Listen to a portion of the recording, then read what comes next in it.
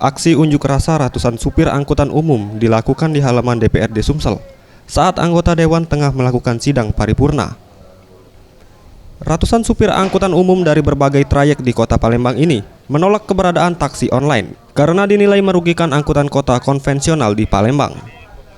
Dalam orasinya, para supir angkutan umum memberikan 3 tuntutan, yaitu meminta taksi online ada nomor trayek dan plat khusus, uji kir, serta pemasangan tarif yang sesuai.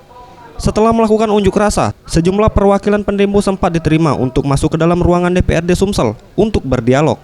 Namun tidak terjadi kata kesepakatan, dan para sopir angkot mengancam akan kembali mengulangi aksi mereka pada minggu depan. Enak, tuntutan kami minta nomor lambung trayek, kiran, dengan argo. Yang penting argo. Argo itu Online.